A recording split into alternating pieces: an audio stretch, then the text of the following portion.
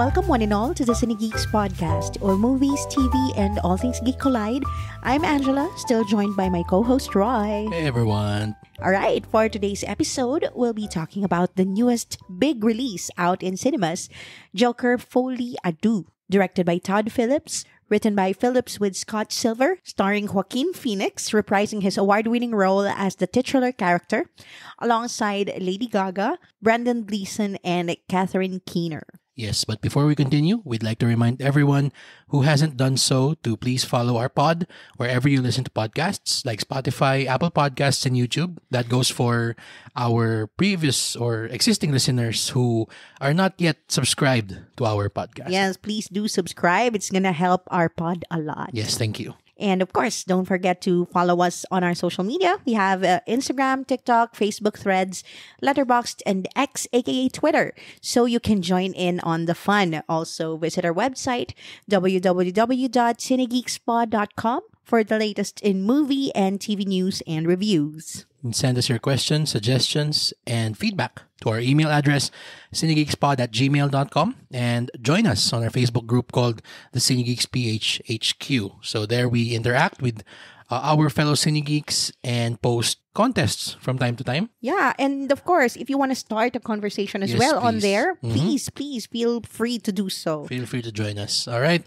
With that out of the way, let's go ahead and talk about our movie for this episode, Joker Folie à Deux.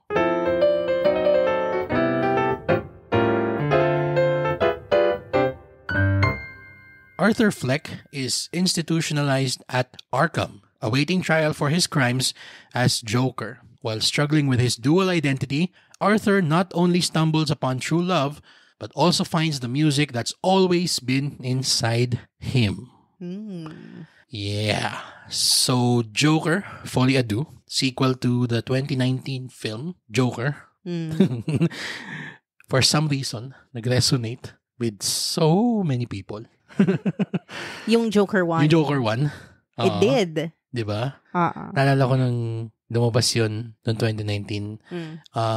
Ang dami pang parang takot, no? Na parang, oy, wag niyong ipapalabas yan. Mag-glorify yung ganyang klaseng behavior. Parang, talaga ba? Well, that happened. Meron ba? May nangyari ba? I mean, nagkaroon siya ng legend. Hindi, sabihin ko, parang siyang, di ba, nung Dark Knight Rises? Or Dark Knight, basta either one of the final two Nolan Batmans na may nagkaroon ng tragedy na yung incident, yung shooting dun sa cinema na inspired by the villains of the films. So parang yun yung kinakatakot nila na magiging parang ma-embolden yung mga incel sa lipunan na biglang mag-terrorize kasi this glorifies their behavior. Well, it kinda does. Kasi, for me. Kasi, itong Joker, parang, yung one we're talking about one Joker 1. Sige, one muna. Medyo na-justify niya. Well. And parang it gave an excuse to why Joker is the way he is. Okay. So parang the movie Joker purports Arthur Fleck as a victim. So parang in a way, naging sympathetic character siya. And people who are also disturbed na parang, kaya naman pala siya ganun. Parang ganun, na-justify yung actions niya because parang may dahilan kung bakit. It's not just mindless madness, parang ganun. Oh, I mean, I guess we could look at it that way. Pero sa akin, parang siyang, lagi na natin itong nasasabi, or ako at least, when it comes to talking about the first Joker. Parang siyang, what if a Martin Scorsese fanboy decided one day to create a Martin Scorsese film? Parang siyang, oo, kasi yun naman lagi yung parang template ng mga characters ni Scorsese, yung mga ganong mentally disturbed individuals. Saka yung banality of evil, no? Oo, yung shunned by society. Tapos yung banality of evil done to these people initially, and then them committing the evil perpetrated towards them. The abused become the abuser. Oo, ganun. Pero where Scorsese's films have still an element of humanity and nuance, yung una parang napaka-nihilistic lang ng kung todo-todo. Para siyang hindi niya binalanse yung quote-unquote pagiging edgelord nung sine doon sa parang making a point about why the rest of society should be doing something to help these people. Yun. Kaya, parang just to cut this a bit short kasi medyo running long talking about the first one, ano lang siya, parang maganda siyang pagkakagawa. Hindi deniable yun. Pero, it's not as good as people say it is. Well, medyo na-shatter nitong movie na to yung una. Well, I mean, kasi, if the purpose of this movie is to undo or... Hindi naman siguro undo, pero I don't think it... we'll get to that point later on. Pero kasi, ayun nga these two movies are two sides of the same coin. They're very... napaka magkaiba nung purpose niya and we'll get to that now. Yes, sige. Let's start the discussion. So, Ange, what did you think of Joker Folie à Deux? Well, unang-una, I have to point out first yung pinakabagong element in this movie. It's Harley Quinzel. Yes. Or Lee. She was named Lee in the movie. Lee Quinzel, yes. So, siya talaga yung wild card dito sa movie na to. We get to know her in a very different context. Different from the previous iterations of Harley Quinn. Yung kay Margot Robbie. Ibang-iba. Okay. Yun lang naman yung point of reference natin sa recent memory And Lady Gaga steals the show for me. Of course, this movie is a musical. I mean, shown naman yan all throughout the trailer na maraming mga song numbers, may mga dance numbers, may mga musical sequences. And yun yung strength ni Lady Gaga. And she really, she really went to town with it. Talagang she almost steals the show from Joaquin. Yun lang yung naging naging issue para sa akin. Yun yung number one. She shines so much that Joker is parang left in the background. Okay. Particularly dun sa mga song numbers. Because we all know, Joaquin Phoenix is not a singer. Pero for some reason, laging merong song number si Joaquin and buong song yung kinakanta niya. Hindi lang basta sections ng song with the instrumental part. So, that kinda, alam mo yun, takes me out a little bit kasi bumabagal yung pacing. Pero, when it comes to Lady Gaga, nadadala niya yung mga musical numbers. Yun yung number one for me. So, in the context of, parang in terms of being a musical film, Lady Gaga carries it on her back. So, parang, it's the Harley Quinn show. It should be named Harley Quinn Folie à Deux. Yun yung naging sa akin. Yun ang pinaka main takeaway ko dito. Well, ikaw, what about you? Main takeaway.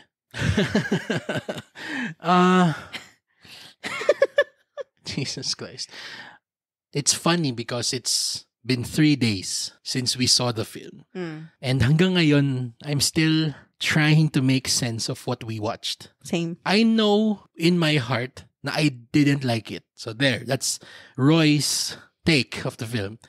I didn't like it. Pero yung kung saan nagkakaroon ng push and pull yung utak ko tsaka yung puso ko tungkol sa sine na to is dun sa aspeto na what the hell is this film trying to say? It's a nothing burger of a movie. Ito, sige. For me, I still am a doubter as to the parang quote-unquote quality of the first one. Well made, walang problema. Pero good movie, debatable. At least yon ando dun siya sa part ng scale na debatable. Ito kasi, this is just flat out bad. I have a question. Kasi sobrang, universally acclaimed yung Joker 1. I wouldn't say universal. Here is my question. Would you say na kaya lang talaga sobrang parang ganda, quote-unquote, nung Joker 1 is because of Joaquin Phoenix's performance lang talaga? And not because of Todd Phillips, his writing, or his direction? Todd Phillips and his writing. Wow, the visionary director of such classics as Borat. I mean, I love Borat. Don't get me wrong. There is a time and place for a movie like Borat and the Hangover movies. Pero for us to finally say na parang, oh my God, biglang parang nagka-highbrow yung director and writer ng mga sining yun. Parang, no. Chumamba lang siya. Nakarating kasi sa Oscars yung Joker. Kaya siya parang nagkaroon ng pedigree bigla. And ito, kaya siya nagka-pedigree. We forget this little remembered fact. It won the top prize in Venice, 2019. O nga pala, no? Sa film festival nga pala nag-debut, yung one. Which is weird kasi this is a DC film. This is a superhero movie. Na biglang nagkaroon ng industry validation. Sa art film circle, no? Oo. Even Todd Phillips got validation as a quote-unquote creative. Oo. Because of the first Joker. Kaya ako sinabing parang critically acclaimed siya.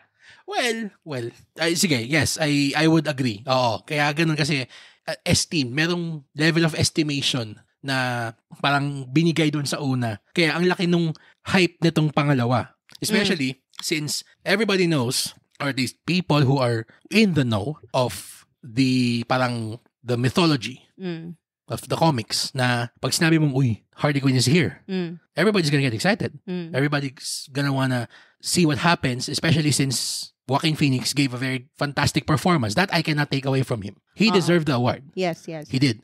But the writing from the first film was very mediocre at best. In-elevate lang talaga ni Joaquin, no? Oo. Na-elevate lang talaga nung performance yung sine. Ngayon, dito, ang problema ng Joker 2, they relegated the main character into a supporting character. He wasn't the main character in his own film. Yes, we see sequences of him, parang siya yung lagi nasa shot. Oo. Pero kung gaano ka introspective yung una, how we marinated in the mindset of Arthur Fleck. As in talagang we lived his pain alongside him. We are in so many people's heads in this film. We are in Harley's head. We are in Arthur's head. We're even in the head of the warden. Even in the head of the lawyer. Ang dami masyadong kwento na nangyayari at the same time. When in fact, we should have been focusing on Joker. Yon. Talaga. Ayun nga this is a minor spoiler para sa mga hindi pa nakakanood, pero merong opening sequence siya na I won't elaborate on muna para hindi ma-spoil yung mga hindi pa nakakapanood. Sige. Pero merong opening sequence na very interesting. Parang it intrigued me actually. Same. Kasi parang okay, this is unusual. This is new. Kasi wala to sa Joker 1 eh. Pero parang kung ano yung sinasabi ng opening sequence na yon, na supposedly it's thesis statement. That's how I perceived it. At least sa akin lang, for me. Hindi na siya nabalikan. Hindi na siya na reference at all. Na dapat yun yung parang overall statement sana ng movie. If that's what it's trying to say. Kasi di ba you said kanina earlier na you don't know what the movie is trying to say. But I presume that opening sequence was the message. Sige, let's give them that. And then let's destroy that argument right now. Devil's advocate lang ako. It's not, hindi naman sa ikaw yung na gano'n eh. Kasi tama naman eh, na yung opening sequence na yon. Ako din yun na naisip ko na parang, ay okay, sige, that's interesting. That's a very interesting thing na this is what the movie will go to. Ito yung quote-unquote other depths of Arthur's soul na, or psyche, kumbaga, na papasukin natin. Sige, walang problema. Ang problema, as the movie goes along, it doesn't come back to it except during the last third as a piece of dialogue. Parang siyang binanggit lang siya. Ano ba ang rule ng great filmmaking? Show, don't tell. Yes. Especially since they've been promoting the hell out of this film as being a very, very different film from the first one. Supposedly, it's a more creative film, a more parang out-of-the-box film. Especially since sinabi nila na, okay, this is also a musical. Na we're incorporating elements of Great American Songbook, parang ganon. Yeah, yung ganong era. Alam mo sa part na yon, I think it's trying to be WandaVision. Yun na nga ang problema. Sige, i-take natin din yan. WandaVision was creative. Joker, Folie à Deux is not. Yung mga kanta dito sa scene na to, stop the movie dead in its tracks every time the film song breaks into song. It's not a musical. It's a story with song breaks. Exactly. Alam mo, nilagay ko nga sa notes ko, there is a lack of contextual relevance. Yes. Kasi parang, okay, hinugot nila tong mga magagandang jazz standards. Okay? I know these songs by heart. I was singing along to the lyrics. Kita, nag-i-enjoy ka dun sa mga kanta. I love the songs. Exactly. They're my repertoire, okay? So, for me, na parang a great fan of these timeless songs, I want to see it used in a way na sobrang fit dun sa story. Kasi may sariling story yung bawat song eh. True. And the way they used the songs in their musical numbers, it missed the mark. Okay? And you didn't need to sing the entire song. Complete with the instrumental, with the interlude. Ito, isang example na lang. Merong isang sequence na sa may bandang dulo. Ang kanta, Close to You. We also talked about this the night after we saw it. Dapat na tayo natin na parang saan bang element ng script babagsak tong lahat ng kasalanan nitong scene na to. Tapos, yun, sinearch ko kasi hindi ko maisip yung ano yung parang term in the elements of a screenplay yun. Kasi parang kung sasabihin natin yung dialogue, magaling naman kahit pa paano mag-deliver tong mga to. Artist, talagang dekalidad na artista tong si Phoenix tsaka si Lady Gaga. Especially after A Star is Born. Exactly. Alam mo yung hindi nag-suffer yung story nun dahil kumakanta si Lady Gaga. Hindi. Tapos, naisip ko na parang, okay, ano bang ibang parts? Saan to babagsak? And then na-realize ko, dun siya sa yung action, yung parang parts na sinasabi na Roy picks up a book, looks at the cover, and then sets it down again. Yung mga ganung part ng script. And then sings Close to You. Out of the blue. Siyang napaka uninspired nung writing nung ganung klaseng element nung scene. Kasi yung sinasabi ko yung kumakanta sila ng Close to You. Sige, fine. In the context of the scene of the movie, kinakanta ni character B yung Close to You kay character A because she wants to be close to him, to Arthur. It's D. Very literal. Yun yung pinaka nakaka-cringe sa kanya. Pero, i-shoot mo ng creative. kung pinaglalaroan natin yung broken and shattered psyche nito mga taong to, shoot it in the most out there way na mai-illustrate kung gaano ka crazy, for the lack of a better term, itong mga taong to. We are watching two quote-unquote crazy people sing these songs at random because they're supposedly referencing how they feel at the moment, but why are they shot so statically? Parang they're sharing, parang they have this shared delusion Yon. Na they live in this fantasy La La Land. Oo, yun. Na kumakanta sila doon, nagsasagutan sila, nagduduet sila doon sa fantasy stage nila. And alam mo yun, crank it up to 11. Nakita na nating nagawa to ng maganda sa Legion eh. Yung kapag ka nagbe-break into song sila, Jermaine Clement. Oo, yun. Remember that? Yes. Tsaka sila Aubrey Plaza. Oo. Dahil yun yung fractured mind ni David. Diba? Bakit? Yan, sabi mo, may ginamit kang term kanina. These are delusional characters. Why are we watching them so realistically? Why isn't the film doing something to include the audience in the delusion? Diba? Kumbaga, sabihin natin na La La Land. Sige, you mentioned La La Land already. The reason why La La Land works so well in every single level is because not only is the other elements of the film firing on all cylinders, acting, production design, directing, etc., writing, pero yung kanta is in service of the story. Yon. Every single song propels the plot 100% and the character development. Hindi siya yung parang titigil tayo, dance break, okay. Play mo na lang Close to You kaya ng To Love Somebody. Oo. Hindi. May dahilan kung bakit kinanta ni Ryan Gosling yung City of Stars. May dahilan kung bakit kinanta ni Emma Stone yung monologue niya, yung audition song niya. Hindi sila random songs. And even then, sige, let's say, sabi natin na parang, bakit yung La La Land original songs yun? Siyempre gagawa sila ng kanta na akma dun sa kwento. Sige, let me slap you with another, Guardians of the Galaxy 1. Every single song in the soundtrack propelled the story. Yung lahat ng mga nandun sa mixtape ni Star-Lord. Hindi random yun. Well, we can't really compare Guardians and its soundtrack kasi i-contextualize natin sa musical. Let's say Mamma Mia kasi jukebox musical din siya. So these are already popular songs na sinama dun sa movie. Sige. Kasi the songs let's use that, yung Mamma Mia. Okay. Mamma Mia. nung nagkakaproblema and sobrang na depressed si Meryl Streep, ano yung kinanta ng mga friends niya sa kanya? Chiquitita, tell me what's wrong. Diba?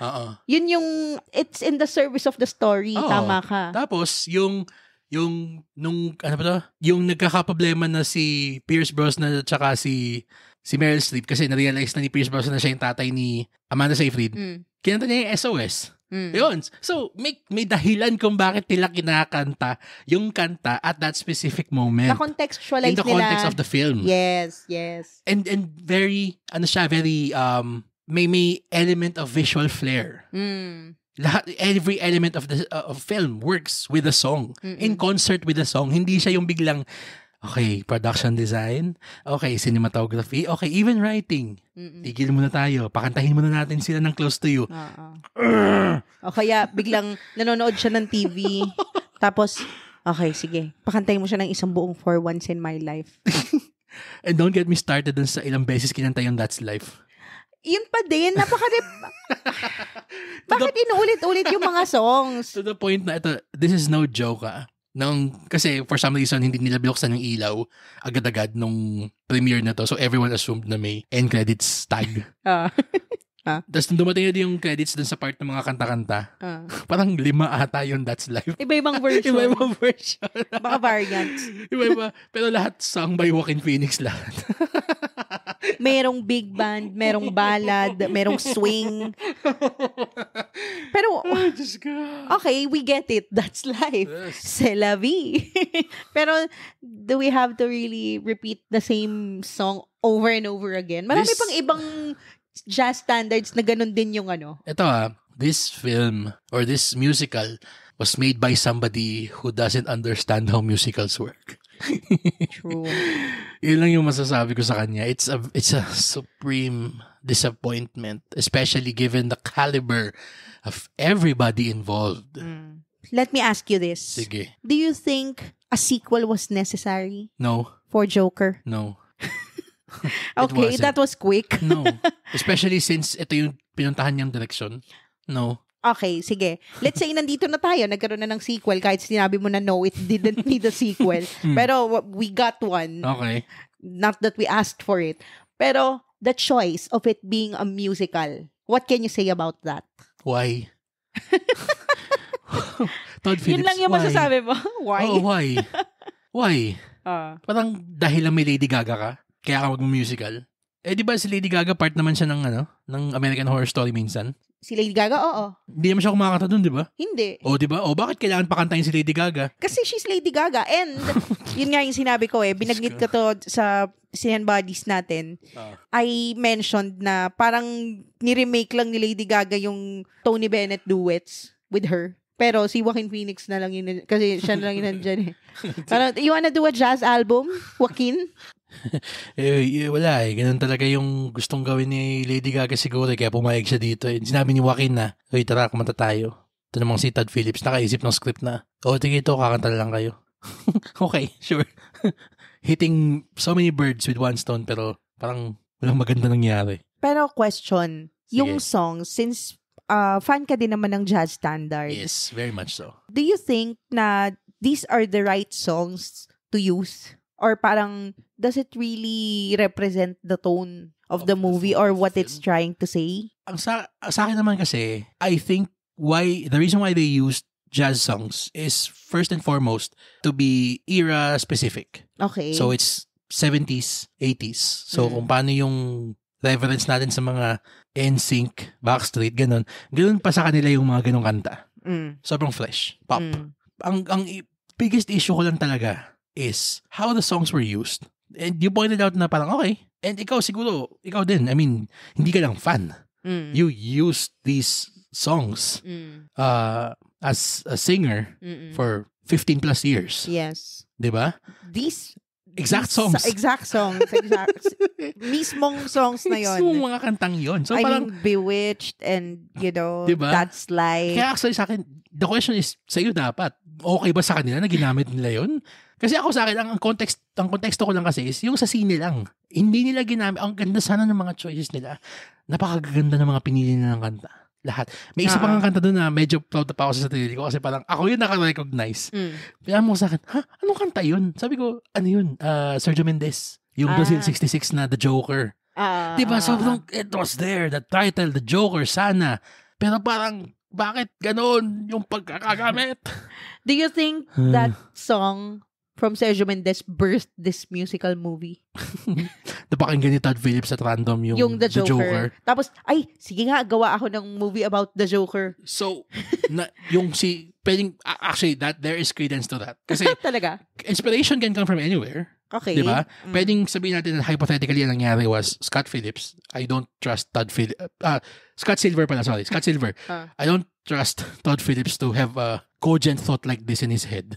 Grabe ka naman. Talaga, gagawa ka ng The Hangover tapos bigla kang tatama na inspiration na gumamit ng jazz? Fuck no. Tsaka si Joker, no? Diba? It was all Joaquin Phoenix talaga. Pero ito na parang nadinig ni Scott Silver yung The Joker. Ginawa niya yung scene sa courtroom na yung kumakanta si Joaquin Phoenix nun.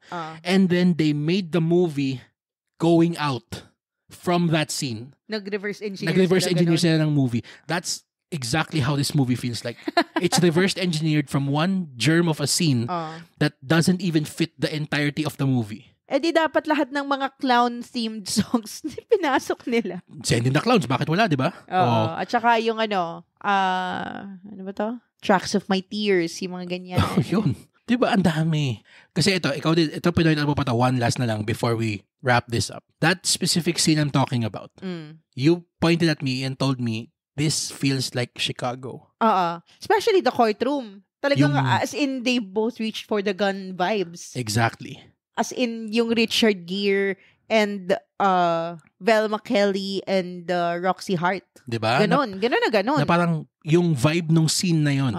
Sobrang performative, sobrang theatrical. Yes. Without the theatrical, napaka-dour, napaka-bland and plain. And that's how the other songs feel like. Oo. Kasi big band nga yung mga jazz songs na yun eh. Especially yung mga, ano ba yung mga songs na ginamit? That's Life lang naalala ko kasi paulit-ulit. That's Entertainment. Tsaka yun, For Once in My Life. Bewitched. Bewitched naman was a dramatic scene, so medyo pasok. Pwede, pero, sige. I mean, it could have worked as an instrumental kasi, di ba? Ang dami. Oo. Kasi kasama pa yung intro nung song. Kapag kasi mga jazz standards, like Fly Me to the Moon, di ba? Ang alam natin, Fly Me to the Moon, ganyan. Pero may mga intro yan sa umpisa. Parang secret sauce ng mga jazz standards, yung mga ganon. Tama.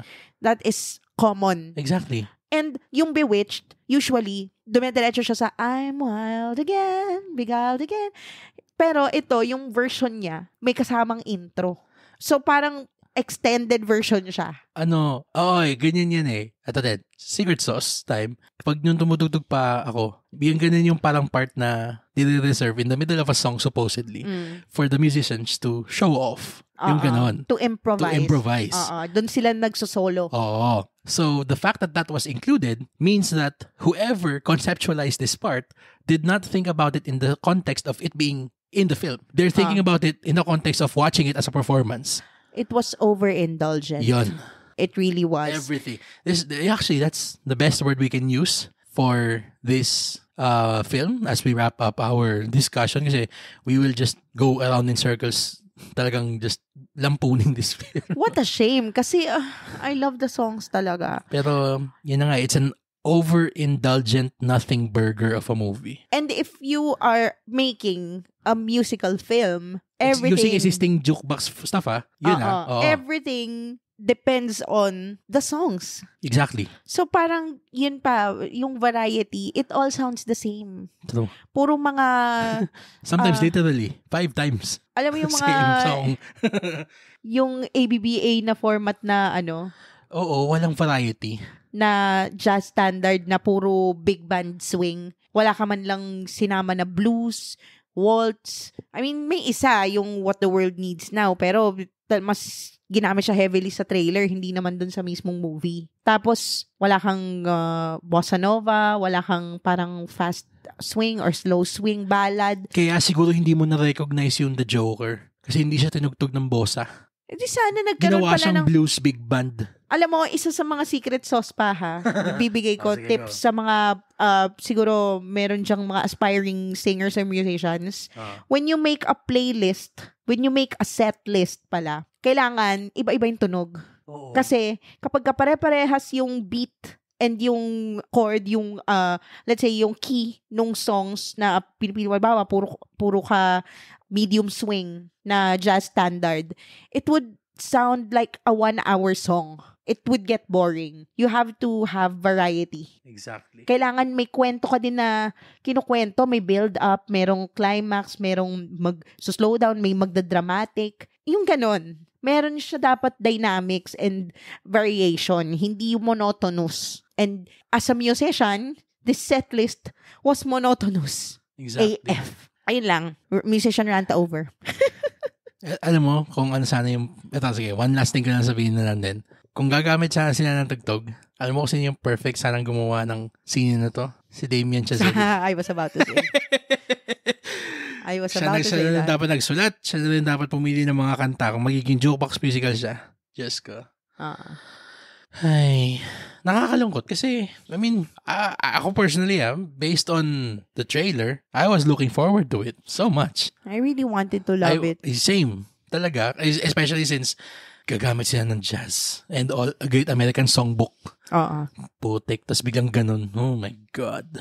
It didn't really propel the story or develop their character in any way. So, ang rating natin dito is B- just because of the songs.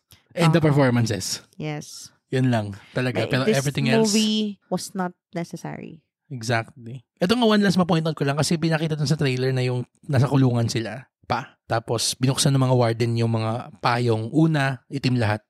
Tapos biglang pinakita ng top view, biglang may kulay. Tapos pagbalik dun sa may kabila, pagtawid nila, gray na ulit yung mga payong. Oo nga. Wala lang. Ano ba yung parang wala lang? Oo nga, medyo na-bother ako dun. Wala man lang.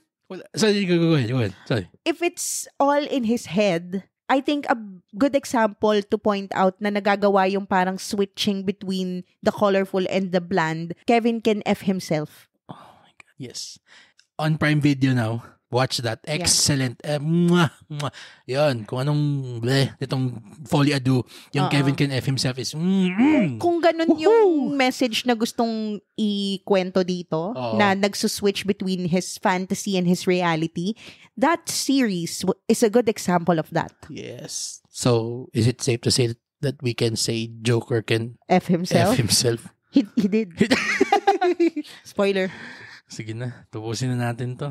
B- again, from us. Talaga. Yeah. That's it for our episode talking about Joker Folie à Deux. If you've seen this film, our commiserations. Please share with us what you thought about it. Comment it on our social media accounts or down below on our Spotify episode page. And of course, as always, don't forget to set your players to automatically download our new episodes so you don't miss out on our fun Sinigi conversations. And while you're at it, give us a 5-star rating on Spotify and Apple Podcasts if you had fun or learned something new during this episode.